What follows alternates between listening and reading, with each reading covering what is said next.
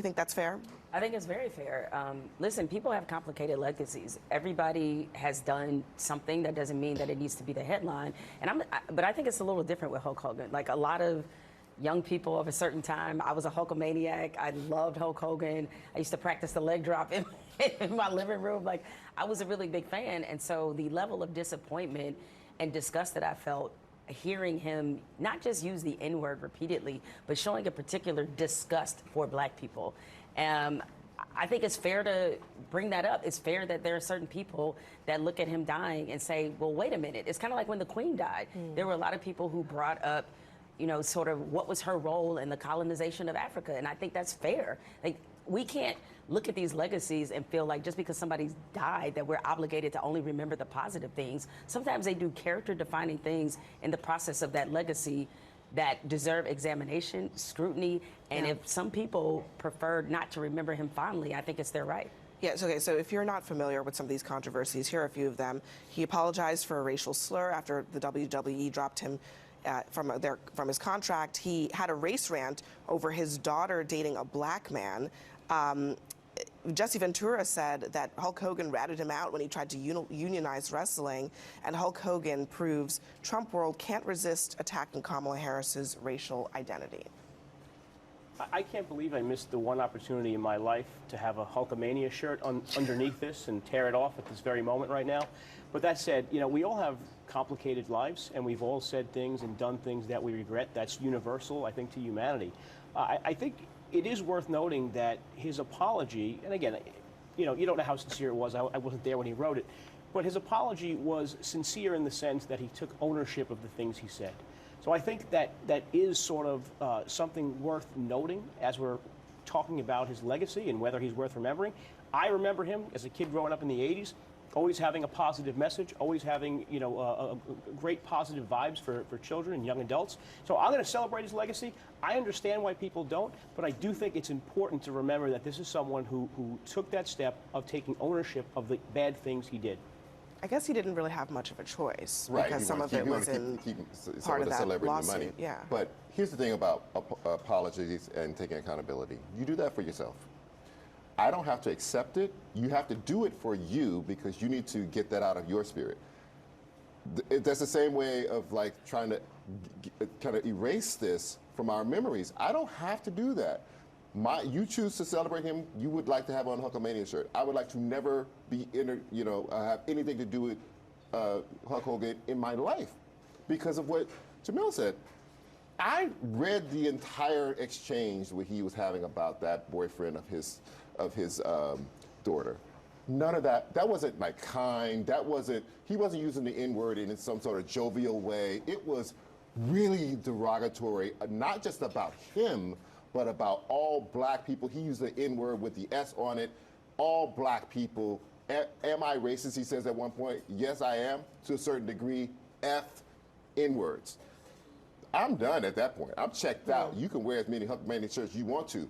I don't want to sit next to you when you wear it. I'm checked out. I mean, a positive message, but also all of that other stuff.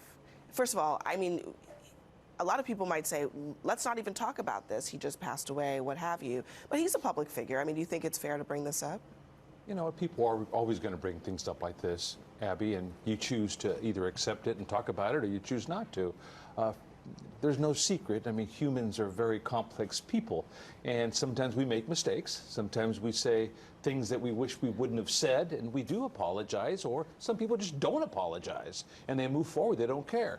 But I want to choose the legacy of Hulk, like you brought it up at the beginning. I mean, this icon, this wrestler who brought all these young individuals to wrestling, and now that he's passed, people are going to question it. For me, he's always going to be a legend. He's going to be the Hulkster, the Hulkamania, all that stuff. And Charles has his choice to be against that, and I respect you immensely for that, Charles. But for me, he's a legend. I want to celebrate him. I've had a lot of positive feedback in my social media on Hulkster, and may he rest in peace. Can I just play? I thought this was interesting. This is an ESPN reporter who wrote a book about professional wrestling, and he framed it this way. I'm curious what you all think about this framing.